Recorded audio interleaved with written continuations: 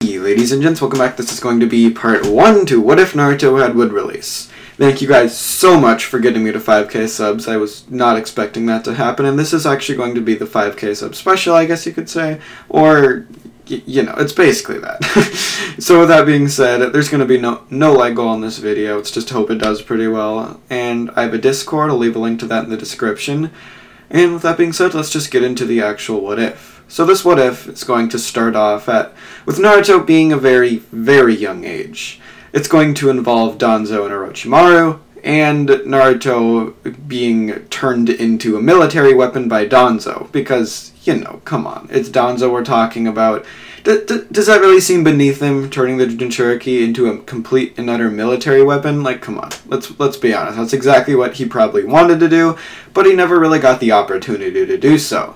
However, in this what if, he basically wanted to go to Orochimaru. He wanted to basically see how the Hashirama cells that are on Hashirama's arm, or not Hashirama's arm, I'm sorry, on Danzo would actually affect, you know, the Jinchuriki or the tail beast inside of Naruto.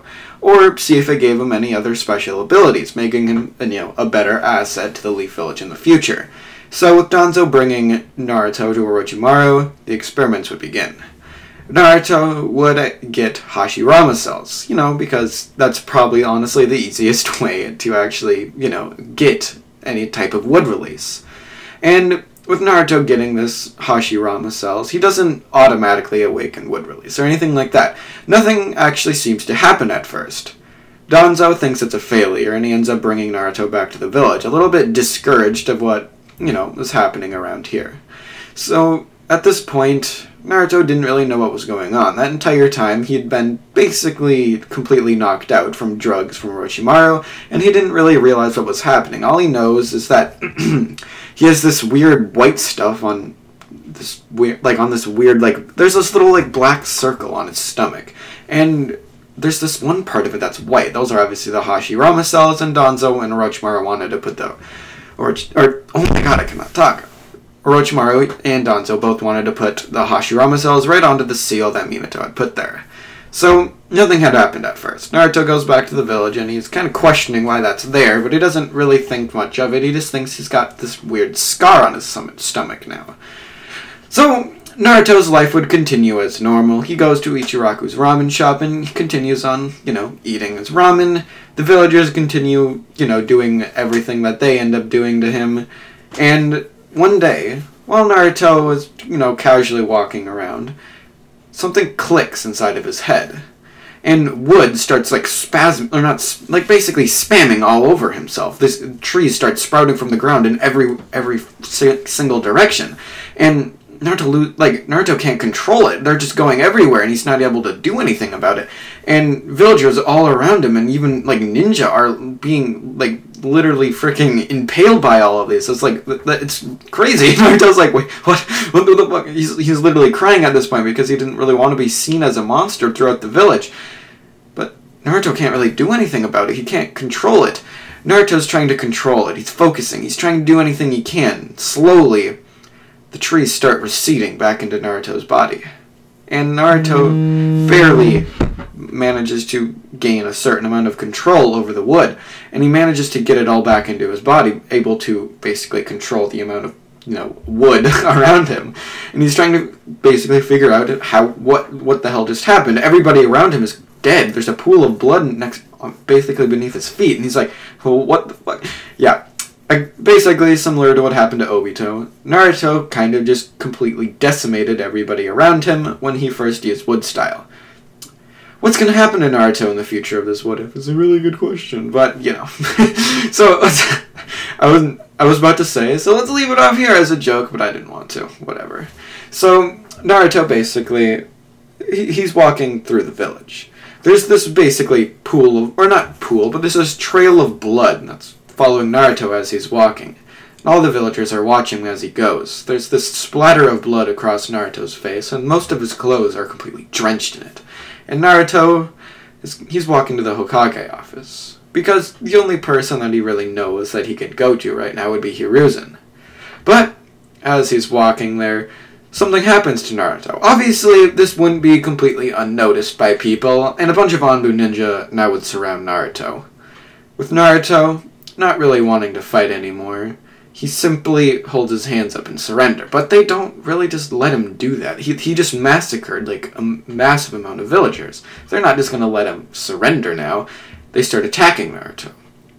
But for some reason, Naruto seems stronger, faster than before. He dodges out of the way of their attacks. And he's wondering, I wasn't able to do this before. How did I get so powerful? And I'm just going to say that's like that probably has to be one of the effects of Hashirama cells. You get stronger when they actually like take effect. So Naruto's dodging out of the way of all the Anbu, and their attacks seem almost slow. That like he can easily react to them, and he blocks one of their hands with his own hand, and then something weird. Naruto doesn't even feel it. It's like what? Why are they so weak? Like why? It doesn't really make sense to him. He's trying to figure out what's happening, and then Naruto's body starts reacting in weird ways, and wood starts sprouting from Naruto's body again. He's not able to control it, and it starts basically going everywhere, and it starts impaling all of these Anbu ninja around him. And Naruto's like, no, I didn't want to kill him. I was just trying to defend. He can't do anything. He can't control the wood, and all of the Anbu ninja just get impaled, and leaving another pool of blood on the ground along with a big basically pile of bodies there.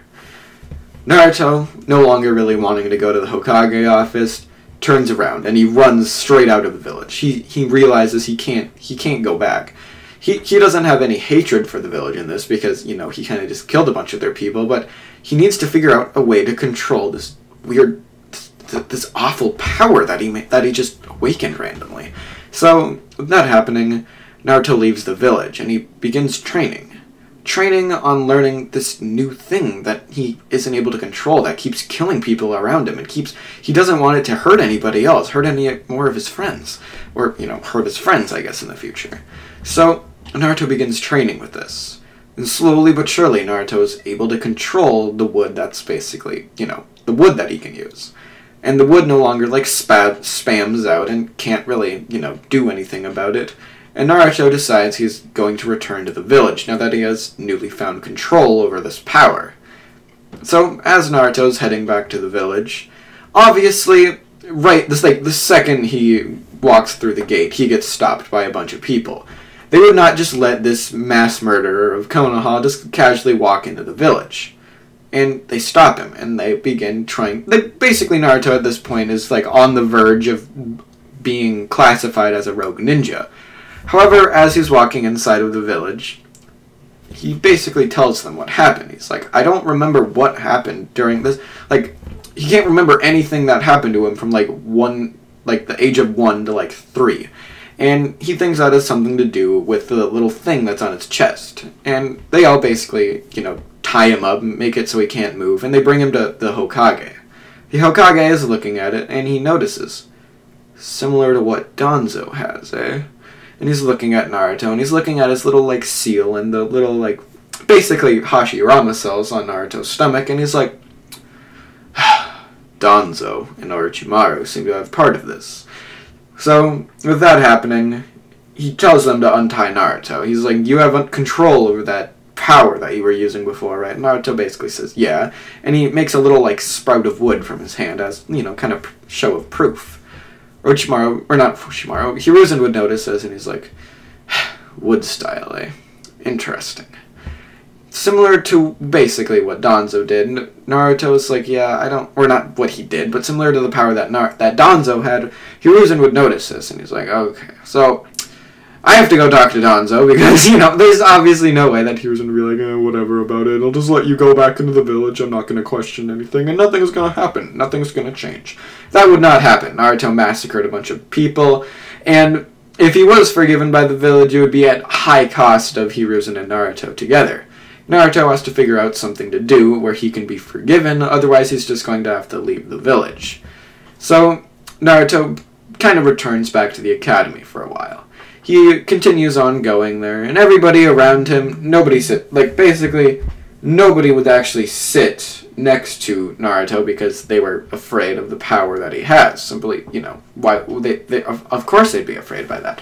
He killed a bunch of Banbu ninja who were much stronger than anybody really else, other than, you know, people like Hiruzen or, you know, Jiraiya, the legendary Sani, and people like that. So they would all not want to be anywhere near Naruto. But one of them would actually, you know, still... They wouldn't be afraid of or two people, I guess. It would be Hinata and Sasuke. Hinata because she knows that Naruto would never do that. That's not really like him. And Sasuke because, you know, he can't show any fear for anybody, otherwise his, like, persona, whatever you want to call it, would be diminished, at least to a certain extent. So, Sasuke doesn't really give a fuck, and along with Hinata, who just doesn't think that Naruto would do something like that. Thinks it's all a lie. Thinks something like that. So, with Naruto returning to the academy, things would change for him. He would no longer be this prankster, you know, he wouldn't be anywhere near what his, you know, original self would be. He'd be a little bit darker, and he wouldn't, or not darker necessarily, but he would not really talk to people as much anymore, knowing exactly what they think of him. He can't talk to people. They wouldn't talk to him in the first place. So Naruto really can't do anything. So as the years go by, with Naruto finally managing to graduate from the academy, because he's not much smarter, he's much physically stronger, faster, and can use a lot more jutsu. However, he's pretty freaking dumb. So he still graduates in terms of education, or not education, but in terms of intelligence at the very bottom of his class, making him be placed on the same team as Sasuke and Sakura, simply because, you know, he's still technically at the bottom of the class, so I don't see a reason why the teams would actually change at all. Sasuke doesn't really give a fuck, but Sakura is absolutely terrified. She's like, no, not with the monster? I don't want to be placed on the same team with the monster. Naruto would hear this because she wasn't really being that quiet about it. She's kind of just like whispering to Ino, and she's just like, I don't want to be placed on the same team as him. He's scary. I don't want to do that. And Naruto's like, oh my god, I don't want to deal with this shit. And basically Naruto's really pissed at this, obviously. So they're all placed on the same team. Team 7 with Kakashi Hatake, obviously. So they do their introductions. Naruto's would be quite different from his original self. Well, not really too much different. He doesn't really want to be Hokage anymore, but he has one mission, basically. His one goal in life is to not really be hated by the villagers anymore. He needs to prove that he's not some kind of monster. That's basically his goal. He doesn't want to be seen as a monster by the villagers anymore. That's basically the only thing that he wants to do. Sasuke's would stay the same. And Sakura would be pretty much the same, except glancing a few, like, looks towards Naruto, making sure that he wasn't gonna fucking kill her or anything like that, because everybody except for, like, Sasuke and Hinata just thinks that Naruto is going to kill them if, you know, they don't do anything about it. So they're all really afraid of him. They don't really want to get killed or anything like that. So they decide to keep as much distance as possible from Naruto. So with that happening, they all get told to meet Kakashi the next morning for something called the bell test, but he obviously doesn't explain what that is until they show up the next morning. As they're getting explained what that is, Naruto would obviously stay outside, out like in the open. He wouldn't go and hide anywhere, and he would begin facing off against Kakashi. But that's where I'm going to leave this part off, so I'll see you guys in the next part. Peace out, bye.